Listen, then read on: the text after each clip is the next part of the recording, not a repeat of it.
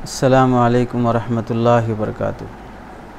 سید ندیم صاحب کا سوال ہے کہ سید سے متعلق کچھ بولا جائے کہ آج کل لوگ سید گھرانے میں شادی کرنے کو عیب سمجھتے ہیں، تو یہ معاشرے میں ایک بہت ہی قابل اصلاح بات ہے کہ سید گھرانے کی عظمت تو دل میں ہوتی ہے لیکن اس عظمت کا اظہار نہیں ہوتا ہے۔ محبت دل میں ہوتی ہے لیکن محبت کا اظہار نہیں ہوتا ہے۔ اللہ کے نبی صلی اللہ علیہ وسلم کے نواسے حضرت حسین رضی اللہ تعالیٰ عنہ کی شہادت پر سارا محرم غم منائیں گے، ماتم کریں گے، سر پیٹیں گے، دیگ چڑھائیں گے، جو رسومات ہو سکتے ہیں سب کریں گے آل رسول کی محبت میں۔ ربیع الاول کا مہینہ چل رہا ہے تو ربیع الاول میں جشن میلاد النبی منائیں گے، عید میلاد النبی کا نام دیں گے، نئے خرافات اپنی طرف سے گھڑیں گے اور پھر اس میں کہیں گے کہ اللہ کے نبی صلی اللہ علیہ وسلم اور سرکار دو عالم صلی اللہ علیہ وسلم کے خاندان سے محبت ہے اور پھر اہل سنت والجماعت ہونے کا دعویٰ ہے۔ ایسی باتیں کرتے ہیں جس سے معلوم ہونا چاہیے کہ یہی لوگ ہیں جس سے جو سب سے زیادہ سرکار دو عالم صلی اللہ علیہ وسلم کی عظمت اور احترام کرنے والے ہیں، لیکن حقیقت میں دیکھا جائے محبت کا اظہار کا طریقہ یہ ہونا چاہیے کہ اللہ کے نبی صلی اللہ علیہ وسلم کی اتباع کی جائے، خاندان کی قدر کی جائے، ان کے ساتھ حسن سلوک کیا جائے۔ رشتے جو اللہ رب العزت بناتے ہیں، قرآن مجید کی آیت میں اللہ رب العزت ارشاد فرماتے ہیں هُوَ الَّذِي خَلَقَ مِنَ الْمَاءِ بَشَرًا فَجَعَلَهُ نَسَبًا وَصِهْرًا وَكَانَ رَبُّكَ قَدِيرًا، وہی ذات ہے جس نے تمہیں پانی سے ایک انسان کی شکل بنایا، تمہارے لیے نسب اور سسرالی رشتے بنائے۔ تو سسرال کا ملنا اللہ رب العزت اسے نعمت میں شمار کر رہے ہیں۔ جیسا سسرال ہوگا آدمی ویسے خاندان میں شادی کرنے پر فخر کر سکتا ہے۔ اللہ کے نبی صلی اللہ علیہ وسلم نے اپنے خاندان کی عظمت بیان کرتے ہوئے فرمایا کہ میں تمہارے درمیان میں دو چیزیں چھوڑ کے جاتا ہوں، ایک تو میری کتاب ہے، دوسرا میرا خاندان ہے، تم ان کو لازم پکڑے رہنا۔ جیسے یہ حدیث ہے کہ میں تمہارے درمیان میں دو باتیں چھوڑ کے جاتا ہوں، ایک کتاب اللہ، دوسری سنت رسول اللہ۔ ایسے ہی اللہ کے نبی صلی اللہ علیہ وسلم نے اپنے خاندان کی بھی عظمت بیان فرمائی۔ اپنے خاندان کو فرمایا کہ جیسے جسم سے لگا ہوا کپڑا انسان جیسے بنیان پہنتا ہے وہ جسم سے کتنا مس ہوتا ہے، کوئی اور کپڑا جسم سے اتنا قریب نہیں ہوتا، تو اللہ کے نبی فرماتے ہیں کہ میرا خاندان میرے جسم سے اتنا قریب ہے، تو ایسا جس سے رشتہ جڑا ہوا اس کے ساتھ کیسے رہنا چاہیے۔ اللہ کے نبی صلی اللہ علیہ وسلم فرماتے ہیں کہ اللہ تعالیٰ پوری انسانیت میں حضرت ابراہیم علیہ السلام کو چنا، ابراہیم علیہ السلام کی نسل میں حضرت اسماعیل کو چنا، حضرت اسماعیل کے خاندان میں بنو کنانہ کو چنا، بنو کنانہ میں سے بنو قریش کو چنا، پھر قریش میں سے بنو ہاشم کو چنا، اس میں سے اللہ تعالیٰ نے میرا انتخاب فرما کے مجھے نبوت سے نوازا ہے اور اس خاندان کا انتخاب کیا گیا ہے۔ مستقل اللہ کے نبی کس خاندان میں پیدا ہوں، بڑے اہتمام کے ساتھ اللہ رب العزت نے اپنے نبی پاک صلی اللہ علیہ وسلم کو اعلیٰ درجے کا خاندان عطا فرمایا ہے۔ ویسے خاندان میں ہمارا رشتہ ہو جائے تو ہمارے لیے کتنی سعادت کی بات ہے۔ ایک حدیث میں آپ صلی اللہ علیہ وسلم ارشاد فرماتے ہیں کہ کل قیامت کے دن پورے رشتے اور پورے نسب اور تعلقات ختم ہو جائیں گے، جب نفسا نفسی کا عالم ہوگا، بیوی شوہر سے بھاگے گی، شوہر بیوی سے، باپ بیٹے سے، اولاد ایک دوسرے سے دور بھاگیں گے تاکہ کوئی کسی سے نیکی نہ مانگ لے۔ ایسے عالم میں اللہ کے نبی فرماتے ہیں ینقطع یوم القیامت کل سبب ونسب الا سببی ونسبی، قیامت کے دن ہر ایک رشتہ ختم ہو جائے گا، ہر تعلق ختم ہو جائے گا سوائے میرے رشتے کے اور میرے تعلق کے۔ عالم برزخ میں ہو، عالم آخرت میں ہو، اللہ کے نبی صلی اللہ علیہ وسلم کا رشتہ کام آنے والا ہے۔ اپنے اعمال صالحہ کے ساتھ اچھے خاندان سے نسبت جڑ جانا، جیسے نسبت کی بڑی برکتیں ہوتی ہیں۔ ایک اینٹ جو کسی کمپنی سے بنی ہو، وہ ایک اینٹ بیت الخلاء میں لگائی گئی اور وہی اینٹ مسجد کے محراب میں لگائی گئی، ایک ہی جگہ سے بنی ہے، ایک ہی مٹی سے بنی ہے، بنانے والا ایک ہی ہے،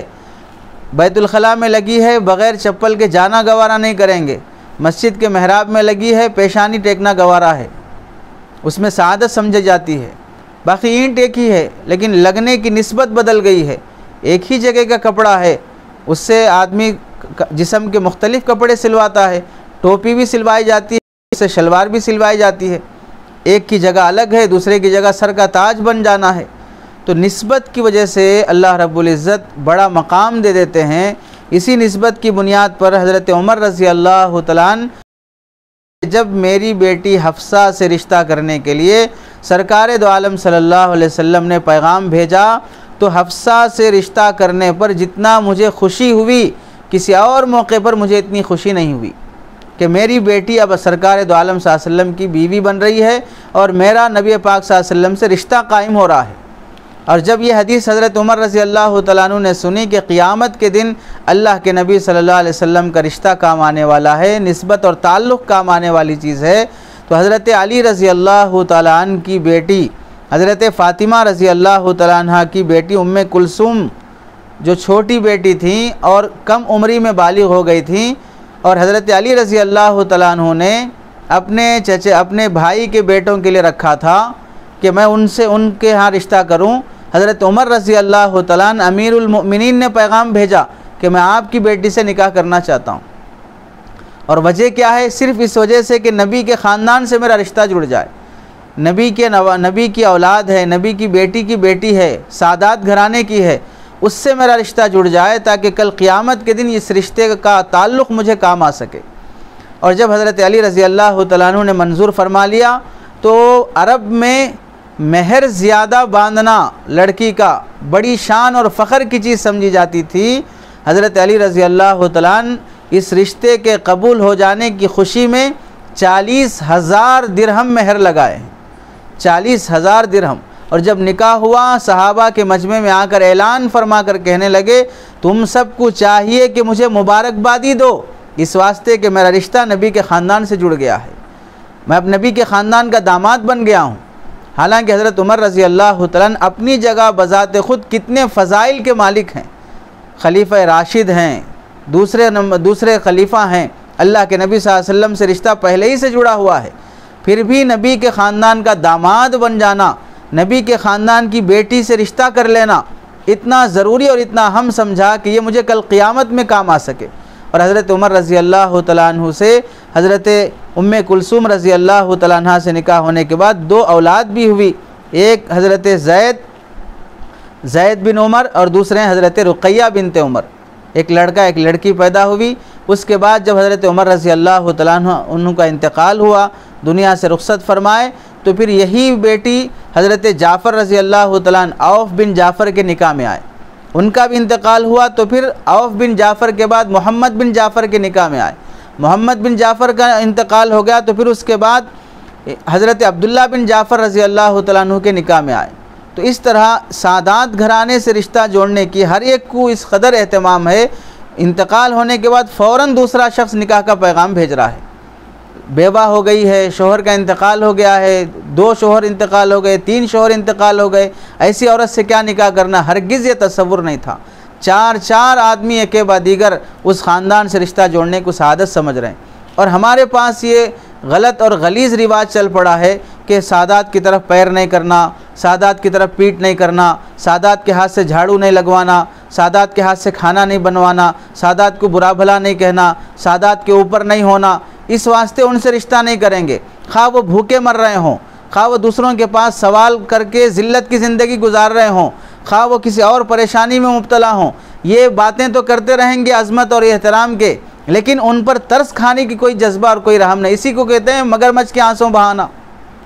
منافقت دکھانا۔ عظمت اور احترام کی باتیں تو بڑی ہو رہی ہیں، لیکن سادات سے رشتہ جوڑنے کا کوئی اہتمام نہیں ہو رہا ہے، جس کی وجہ سے سید گھرانے کی شریف زادیاں اور سید گھرانے کی بااخلاق لڑکیاں اچھے جگہ رشتے نہیں ہونے کی بنیاد پر ایسے شرابی اور ایسے بالکل گھٹیا قسم کے لوگوں کے یہاں رشتہ کرنا پڑتا ہے، بعد میں ساری زندگی بیچاریوں کو ظلم سہنا پڑتا ہے۔ اچھے خاندان والے، اچھے اخلاق والے، اعلیٰ درجے کے لوگ یہی احترام کی باتیں کہہ کر اپنا دامن چھڑا لیتے ہیں، اور جو ایسے ویسے ہوتے ہیں شریف زادیوں پہ ظلم کرنا شروع کر دیتے ہیں، یا وہ تڑپ تڑپ کے جیتے رہتے ہیں۔ تو اللہ کے نبی صلی اللہ علیہ وسلم سے سچی محبت اور سادات خاندان سے عظمت اور احترام کا تقاضا یہ ہے کہ اگر اس رشتے کو ہم نبھاتے ہیں اور ان سے رشتہ کرتے ہیں اور وہاں اپنی بیٹی یا وہاں اپنی بیٹی لیتے ہیں، تو پھر یہ رشتہ اللہ کے نبی صلی اللہ علیہ وسلم کی عظمت اور احترام کی وجہ سے کیا جاتا ہو، قیامت کے دن بھی کام آئے گا، خبر میں بھی کام آئے گا، حشر میں بھی کام آئے گا۔ کبھی نہ کبھی ہم اس خاندان کے داماد ہیں، اس خاندان سے ہمارا رشتہ جڑا ہوا ہے، تو عظمت کا تقاضا، محبت کا تقاضا یہ ہے کہ سادات گھرانے سے رشتہ جوڑا جائے، ان کی تکلیفوں اور ان کی مصیبتوں کو اپنی تکلیف اور مصیبت سمجھ کر ہر موقع پر ان کا تعاون کیا جائے۔ اللہ سے دعا ہے کہ اللہ تعالی عمل کی توفیق عطا فرمائے۔